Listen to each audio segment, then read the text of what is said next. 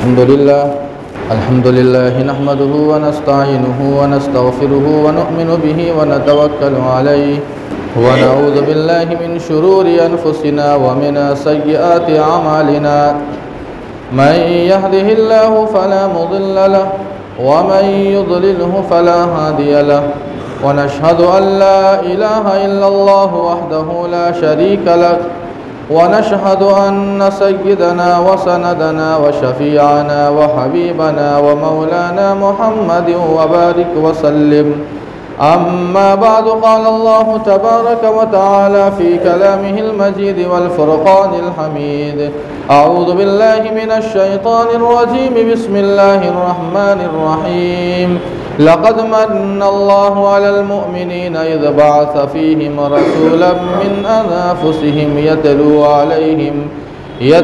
عليهم آياته ويزكيهم ويعلمهم الكتاب والحكمة وإن كانوا من قبل لفي ضلال مبين صدق الله مولانا العظيم وصدق رسوله النبي الكريم ونحن على ذلك لمن الشاهدين والشاكرين والحمد लिल्लाहि रब्बिल आलमीन।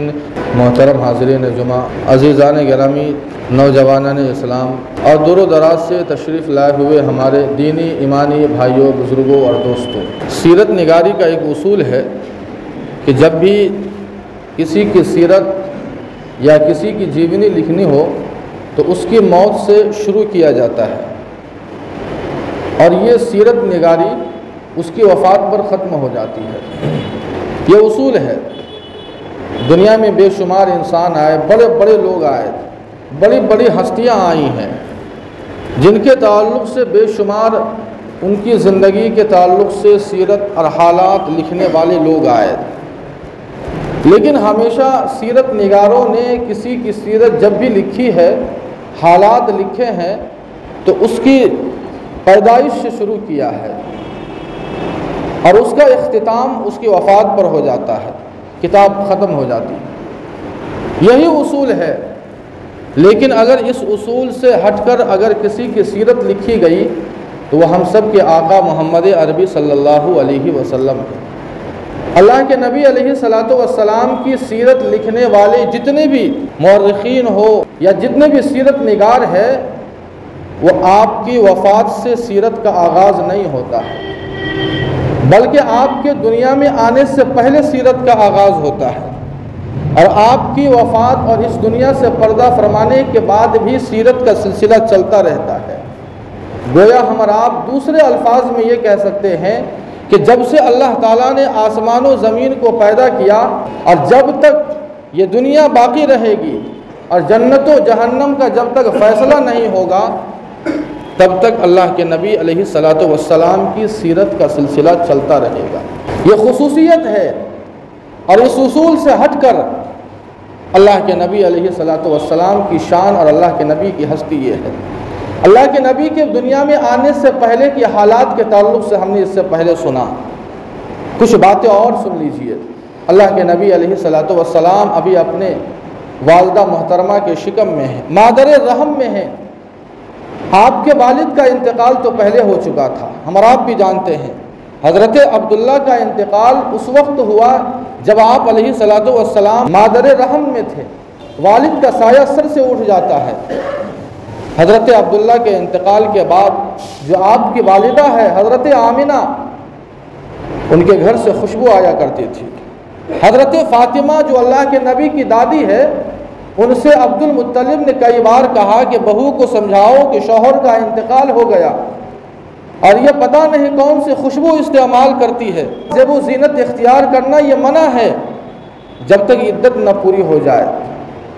हज़रत फ़ातिमा जो अल्लाह के नबी की दादी है, वो कहती है मेरे शौहर यानी अब्दुल मुत्तलिब बार बार कहते रहे कि जाके बहू को समझाओ, लेकिन हज़रत आमिना के चेहरे पर जो रोब अल्लाह ने रखा था, उस रोब की वजह से मेरी हिम्मत नहीं होती कि मैं अपनी बहू से ये कह सकूं कि बहू तुम्हारे घर से खुशबू आती है, तुम्हारे शौहर का इंतकाल हो गया है, यह अच्छा नहीं है। लेकिन जब अब्दुल मुत्तलिब अल्लाह के नबी अलैहिस्सलातु वस्सलाम के जो दादा है वो जब बज़िद हुए तो हज़रत फ़ातिमा ये कहती है कि मैं हिम्मत करके मैंने पूछ लिया और मैंने कह दिया अपनी बहू से, हज़रत आमिना से, कि बहू तुम जो ये खुशबू इस्तेमाल करती हो, तुम्हारे घर से जो खुशबू आ रही है, तुम्हारे शौहर का इंतकाल हो गया।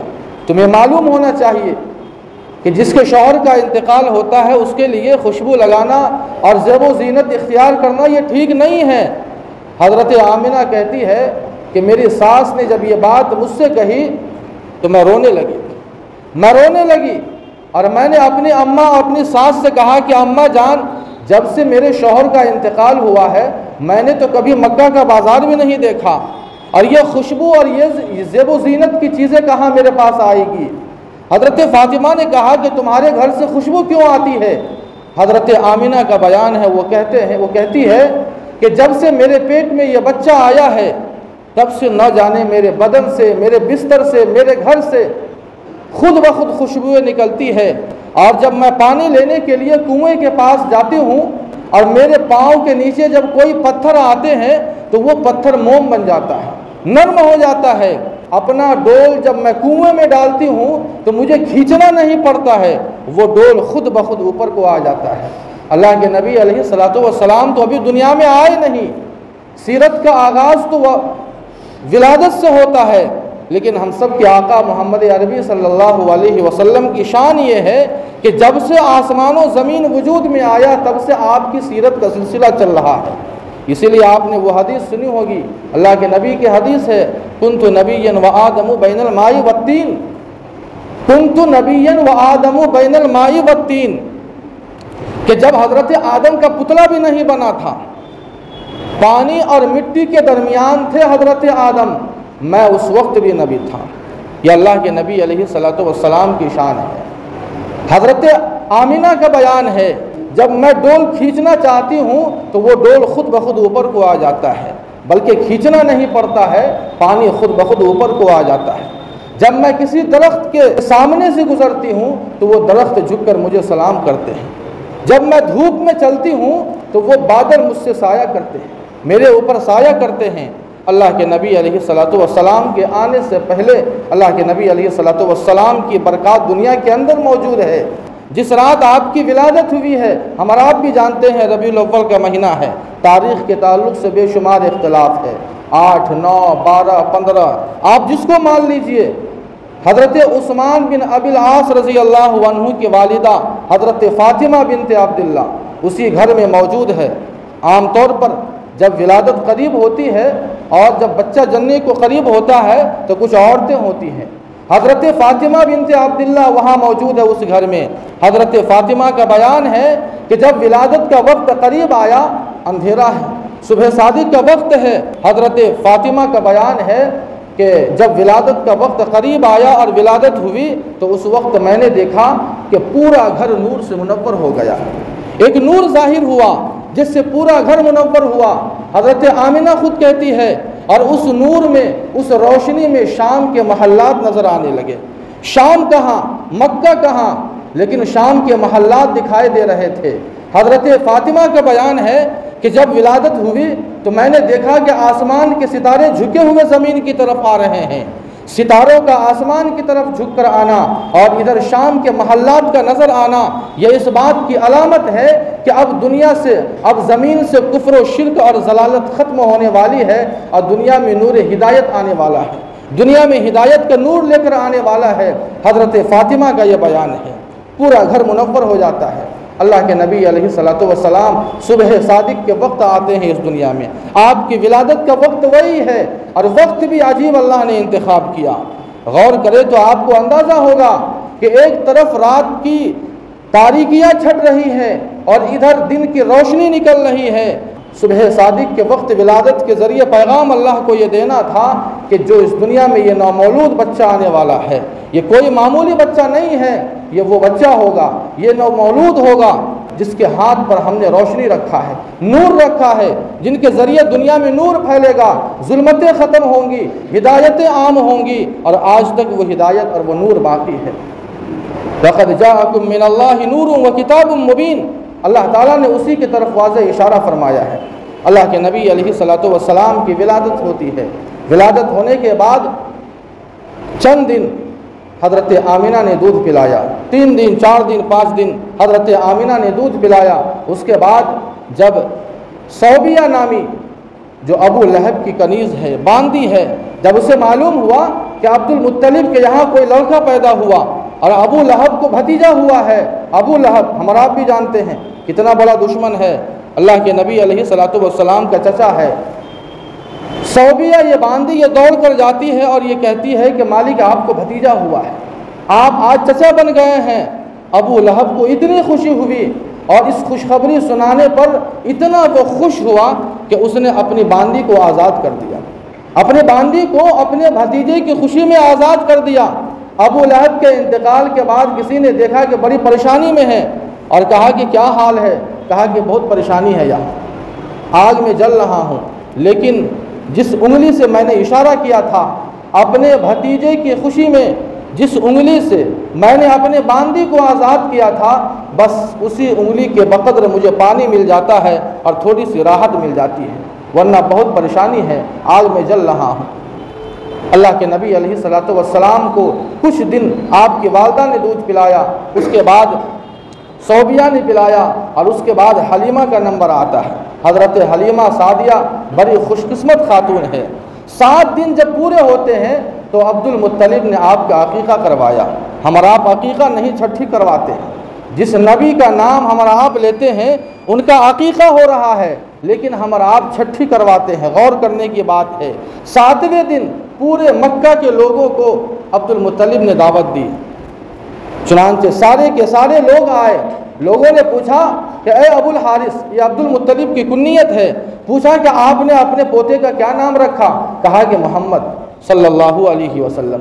कहा कि ये नाम तो बिल्कुल अजीब व गरीब नाम है, आपके ख़ानदान में किसी ने ऐसा नाम नहीं रखा, आपके कबीले में किसी ने आज तक ऐसा नाम नहीं रखा, तो फिर आपने ऐसा नाम मोहम्मद क्यों रखा। अब्दुल मुत्तलिब ने कहा कि मैंने अपने पोते का नाम मोहम्मद इसलिए रखा ताकि आसमानों में अल्लाह और ज़मीन में अल्लाह के मखलूक उसके हम्दो सना करे। और उसके पीछे एक ख्वाब सुनाया। अब्दुल मुत्तलिब ने कहा कि उसके पीछे यानी मोहम्मद नाम रखने के पीछे ख्वाब है। ख्वाब देखा था उन्होंने, ख्वाब ये देखा था अल्लाह के नबी की विलादत से पहले कि उनकी पुश्त से एक जंजीर निकल रही है, एक जंजीर निकल रही है और उस जंजीर का एक सिरा आसमान में है, दूसरा ज़मीन में है, एक सिरा मशरिक और मगरिब में है। उसके बाद वही जंजीर दरख्त बन जा रही है और उस दरख्त के टहनियों से और शाखों से मशरिक़ व मगरिब के सारे लोग लिपटे हुए हैं। कुरैश के भी कुछ लोग लिपटे हुए हैं, लेकिन कुरैश ही के कुछ लोग ऐसे हैं जो इस दरख्त को काटने के लिए आगे बढ़ रहे हैं। लेकिन एक हसीन व जमील नौजवान उन लोगों को दरख्त के काटने से हटा देता है। ये ख्वाब बयान किया। बयान करने के बाद अब्दुल मुत्तलिब ने कहा कि मेरे दिल में ये शौक़ पैदा हुआ और मुझे ये इल्हाम किया गया कि मैं अपने पोते का नाम मोहम्मद रखूं। आपके वालिदा से पूछा गया, जब बच्चों का नाम रखा जाता है तो पूछा जाता है, दादा से पूछा जाता है, माँ से, बाप से, मामा से, नाना से, सबसे पूछा जाता है। वालिद का तो इंतकाल हो गया था, वालदा थी। वालदा ने कहा तो रुयाए सालिहा का हवाला दिया। अब मैंने ख्वाब देखा, अच्छे अच्छे ख्वाब देखा करती थी और हज़रत आमिना से कहा गया था कि तुम अपने बच्चे का नाम मोहम्मद या अहमद रखना। चुनांचे आपने अहमद नाम तजवीज़ की और ये 2 नाम जो अल्लाह ताला ने अपने नबी के लिए गोया रिज़र्व करके रखा था, मखसूस कर दिया था, किसी और ने ये नाम नहीं रखा था, मोहम्मद और अहमद। इसीलिए आपके ये 2 नाम ज़ाती नाम है, सिफाती नाम तो बहुत है और ये 2 नाम गोया इस्म बा मुसम्मा है। मोहम्मद के माने वो जिसके सबसे ज़्यादा तारीफ़ की जाए। और हम आप भी जानते हैं इस कायनात में खुदा के बाद अगर सबसे ज़्यादा अगर किसी की तारीफ़ बयान की जाती है तो वह हम सब के आका मोहम्मद अरबी सल्लल्लाहु अलैहि वसल्लम है। उससे ज़्यादा आज तक किसी की तारीफ़ नहीं की गई है। और आपको यकीन नहीं होगा, सबसे ज़्यादा गूगल पर सर्च करने वाला अगर कोई लफ्ज़ है तो वो मोहम्मद है। इस कायनात में सबसे ज़्यादा अगर किसी की हस्ती की तारीफ़ की जाती है, किसी हस्ती की, तो हम सब के आका मोहम्मद अरबी सल्लल्लाहु अलैहि वसल्लम है। अज़ान मुकम्मल नहीं हो सकती है जब अशहदु अन्ना मोहम्मद रसूलुल्लाह न कहा जाए। इक़ामत मुकम्मल नहीं हो सकती है, कोई अमल हमारा मुकम्मल नहीं हो सकता है जब तक हमारे नबी का अमल और पसंद और मोहब्बत उसमें मौजूद न हो। अल्लाह के नबी अलैहिस्सलातु वस्सलाम का दूसरा नाम अहमद है। अहमद के माने आते हैं बहुत ज़्यादा तारीफ़ करने वाला, और इस कायनात में सबसे ज़्यादा अल्लाह की तारीफ़ करने वाला अगर कोई है तो वह हम सब के आका मोहम्मद अरबी सल्लल्लाहु अलैहि वसल्लम है। और ये उम्मत है, अल्लाह की सबसे ज़्यादा तारीफ़ करने वाली कोई उम्मत है तो वो उम्मत मोहम्मदिया ही है। इसीलिए पिछली किताबों के अंदर और इससे पहले जो अम्बिया गुजरे हैं, जो आपके आने की जो बशारत दी है, तो उन अम्बिया ने और उन किताबों में आपका नाम भी अहमद है, अहमद है। और इस उम्मत को जो पिछली किताबों में नाम दिया गया है उसका नाम है हम्मादीन। हम्मादीन, हम्मादीन के माने आते हैं सबसे ज़्यादा तारीफ़ करने वाला। इस उम्मत को कहा गया पिछली किताबों के अंदर, इसीलिए आपको मकाम महमूद अता किया जाएगा जहाँ पूरी उम्मत की शिफात का हक़ अल्लाह के नबी अलैहिस्सलातु वस्सलाम को नसीब होगा। तो अल्लाह के नबी अलैहिस्सलातु वस्सलाम का ये अक़ीक़ा है, 7वां दिन है और नाम रखा जा रहा है। अल्लाह के नबी अलैहिस्सलातु वस्सलाम को चंद दिन दूध पिलाने के बाद अरब के अंदर ये रिवाज था कि बच्चों को देहात में भेज दिया करते थे, देहात में भेज दिया करते थे परवरिश के लिए, तरबियत के लिए। वहाँ की आबो हवा बड़ी साफ़ और सुथरी हुआ करती थी, और वहाँ जो बच्चा पलता और उसकी परवरिश होती तो उसकी ज़ुबान भी बड़ी फसीह व बलीग होती। हज़रत अबू बकर सिद्दीक़ रज़ी अल्लाह अन्हु ने एक मौके पर आपसे पूछा कि अल्लाह के नबी, आपकी ज़ुबान बड़ी फसीह व बलीग ज़ुबान है, बड़ी साफ़ सुथरी ज़ुबान है, उसकी वजह क्या है? तो आपने फरमाया, एक तो मैं कुरैश हूँ और दूसरा ये कि मेरी परवरिश और तरबियत देहात में, और वो भी कबीले बनी साद के अंदर हुई। चुनांचे कहत साली का ज़माना था और औरतों की एक जमात आई, मक्का आई बच्चों को लेने के लिए। सारी औरतें एक जमात लेकर आती है, कबीले बनी साद की औरतें। उसमें हज़रत हलीमा सादिया भी मौजूद है, उनके शौहर हारिस भी मौजूद है, उनके बेटे दूध पीता एक लड़का जो अब्दुल्ला था वो भी मौजूद है। लेकिन हज़रत हलीमा का हाल ये था, और कहत साली का ज़माना ये था कि दूध नहीं था, पिस्तानों में दूध नहीं थे, रात भर नींद नहीं आती थी, बच्चा बिलबिला के पूरी रात गुजार देता। और उस ऊँटनी का जो लागर ऊँटनी है उसके थन भी सूखे हुए थे, कमज़ोर और लागर ऊँटनी बेचारी हज़रत हलीमा सादिया उसी ऊँटनी पर मक्का आती है और औरतों के साथ आती है। लेकिन और औरतों का हाल ये था कि उनके पास सवारियाँ बड़ी तेज़ सवारियाँ थी, वो पहले पहुँच जाती है और उसके बाद वहाँ जो बड़े बड़े घराने के जो बच्चे होते उन बच्चों को ये औरतें उठा ले जाती है। एक बच्चा रह जाता है और एक खातून रह जाती है। जब भी अब्दुल मुत्तलिब का दरवाज़ा खटखटाया जाता और पूछा जाता कि कोई बच्चा है, तो जवाब आता हाँ बच्चा है। इसके वालिद हैं तो नहीं है। सारी औरतें वहाँ से निकल जाती। तो जब बाप ही नहीं है तो हमें उजरत क्या मिलेगी, पैसा कौन देगा? सारी औरतें उस खुशकिस्मत और उस बच्चे को छोड़कर, उस दरवाजे को छोड़कर आगे बढ़ जाती। हज़रत हलीमा सादिया चूँकि सबसे पीछे आई थी, सारे अमीर के बच्चे तो उठा लिए गए थे, एक बच्चा रह गया था और एक खातून रह गई थी।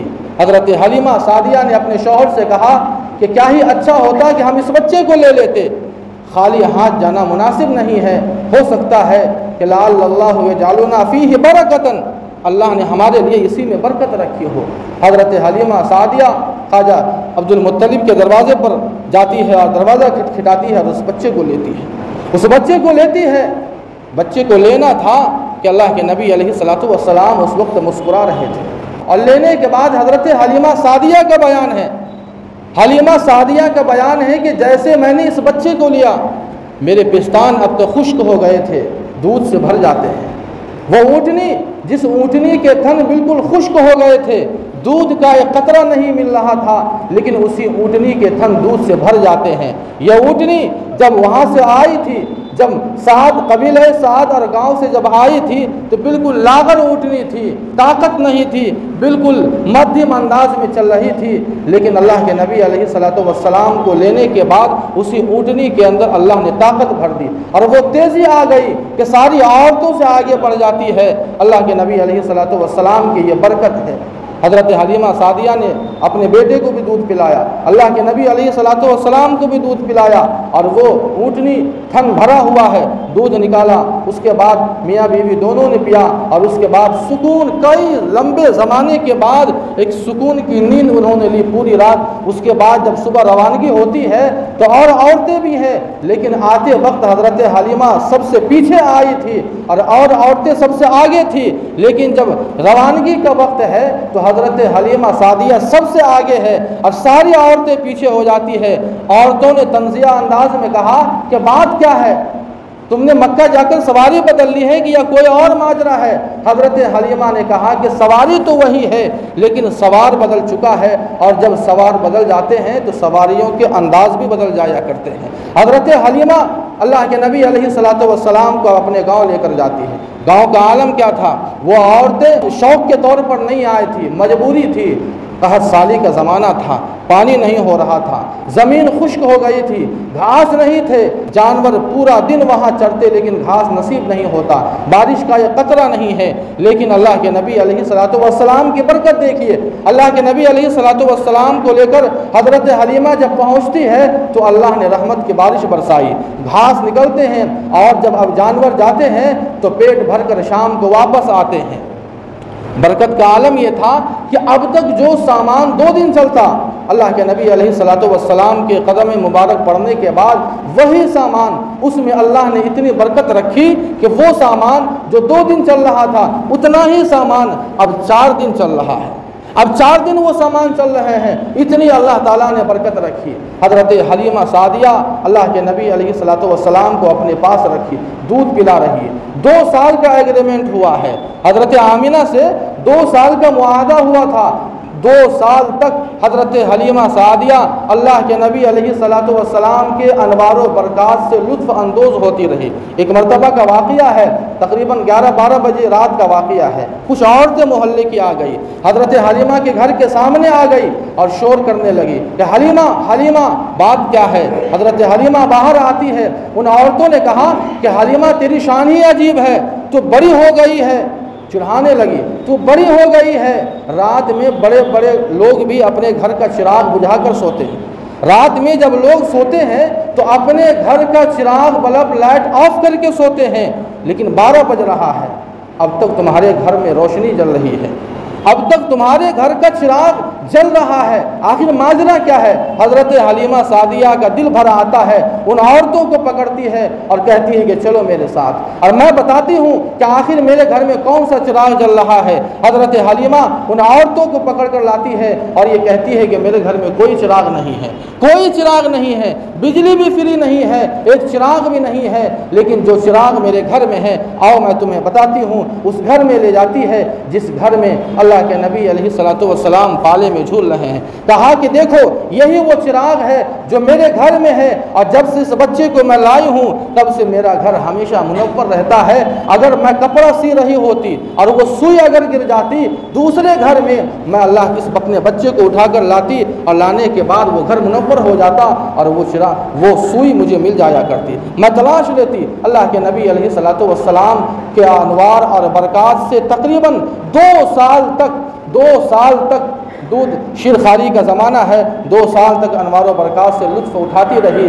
दिल नहीं कर रहा था, 2 साल मुकम्मल हो गए, दिल नहीं कर रहा था हज़रत हलीमा का कि अब हम बच्चे को वापस कर दे, लेकिन मुआहदा है, एग्रीमेंट है, उस पर हमें उतरना है, खरा उतरना है। चुनांचे हज़रत हलीमा सादिया वहाँ से लेकर आती है, अल्लाह के नबी अलैहिस्सलातु वस्सलाम को मक्का लेकर आती है, और मक्का लाने के बाद हज़रत आमिना के हवाले करती है।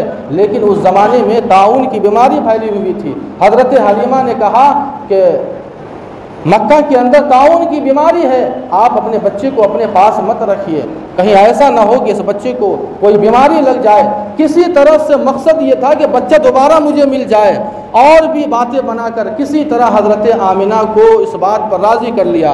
उसके बाद अल्लाह के नबी और 2 साल के लिए हज़रत हलीमा के यहाँ आती है, हज़रत हलीमा के यहाँ आती है। हज़रत सौबिया जो अल्लाह के नबी को दूध पिलाई थी, शुरू में जो अबू लहब की बांदी है, उसके ताल्लुक़ से 1-2 बात और रह गई थी।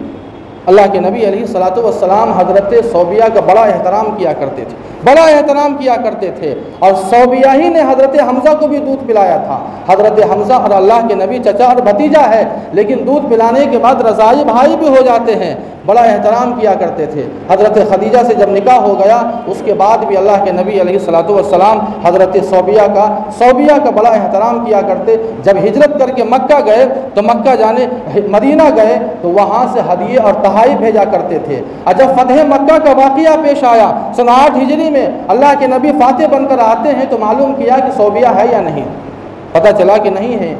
उसका बेटा मसरूक है या नहीं, पता चला कि वो भी नहीं है, दोनों का इंतकाल हो गया। फिर मालूम किया कि उनके ख़ानदान में, रिश्तेदार में, अकारिब में कोई अगर बंदा हो ज़िंदा तो बताओ। मालूम हुआ कि कोई नहीं है। मालूम हुआ हमारे वालिदैन के अगर कोई दोस्त, अकारिब, कोई रिश्तेदार है तो हमारा आपका फ़र्ज़ बनता है कि वालिदैन के जाने के बाद उनके जान पहचान के लोगों का एहतराम करना चाहिए। इससे हमें और आपको सबक मिलता है। हज़रत हलीमा 2 सालों के लिए और अल्लाह के नबी अलैहिस्सलातु वस्सलाम को लाती है और अब यहाँ मुकम्मल 4 साल यहाँ पूरे होते हैं। इन 2 सालों के दरमियान जो शक़्क़ सदर का वाक़िया पेश आता है, यहीं रहकर अल्लाह के नबी अलैहिस्सलातु वस्सलाम ने बकरियाँ भी चराई है, जो तमाम अम्बिया की सुन्नत रही है। उस ताल्लुक़ से भी इंशाअल्लाह हम और आप बातें करेंगे। जो भी बातें हुई है अल्लाह पाक हम सबों को उन बातों पर अमल की तौफ़ीक़ अता फ़रमाए। वमा अलैना इल्लल बलाग।